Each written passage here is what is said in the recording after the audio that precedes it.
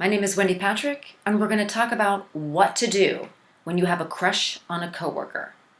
Should you ever mix business and pleasure?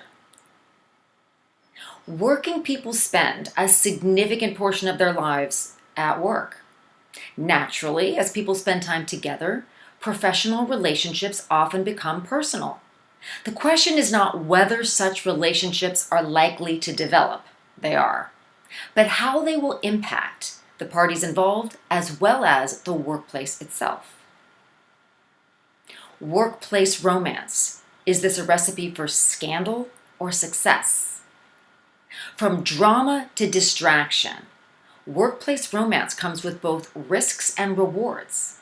When both parties are single and evenly matched in terms of position and power, the likelihood of success is higher than alternative scenarios. On the other end of the spectrum, marriage-wrecking affairs and backroom quid pro quo arrangements between superiors and subordinates can be scandalous and dangerous. Consequently, couples dating at work must consider both optics as well as reality. Apparent impropriety may be anything but, although for some observers, including higher-ups with the power to hire and fire, appearances are reality.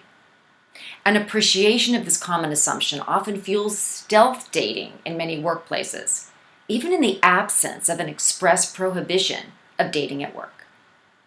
Workplace romance in a post-#MeToo era brings an additional challenge faced by employees who are understandably reluctant and often unsure of how to test the waters when faced with what appears to be mutual attraction.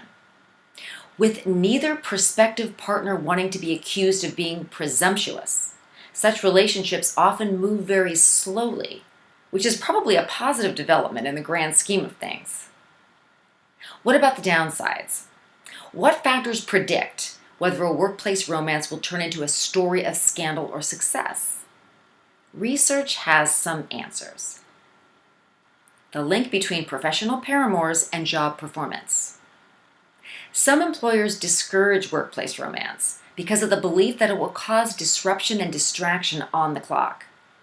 They fear employees will waste time socializing, take unnecessary breaks, or use office equipment for private communication with other employees.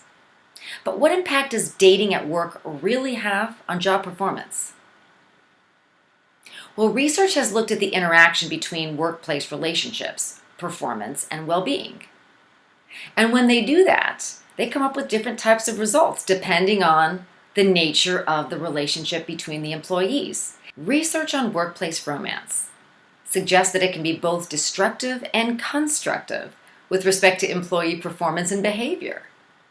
And there are studies that show both. Obviously, it depends on the health of the relationship in terms of, is it a mutual relationship of trust and respect, or is it a relationship that turns into stalking or worse? Research on workplace romance suggests that it can be both destructive and constructive with respect to employee performance and behavior.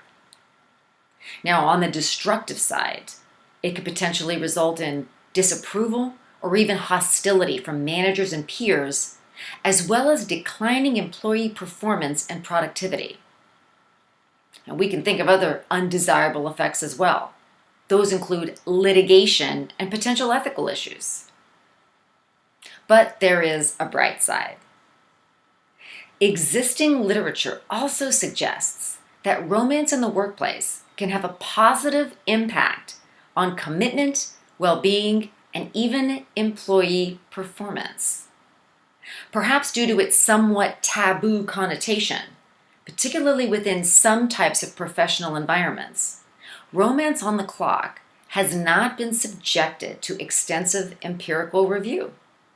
But we probably already know that positive relationships off the clock translate into positive relationships on the clock. And that means less workplace disruption. Love on the clock, practicalities and policies. What's your workplace policy on dating at work? More and more companies decide they need to have one. They need to have boundaries and rules. Having a policy also predicts the likelihood of employee romance on the clock. When mixing business and pleasure, motive matters. Anyone thinking about dating at work should consider all of the potential consequences, both real and apparent, that can result from such a decision, as well as the underlying motivation.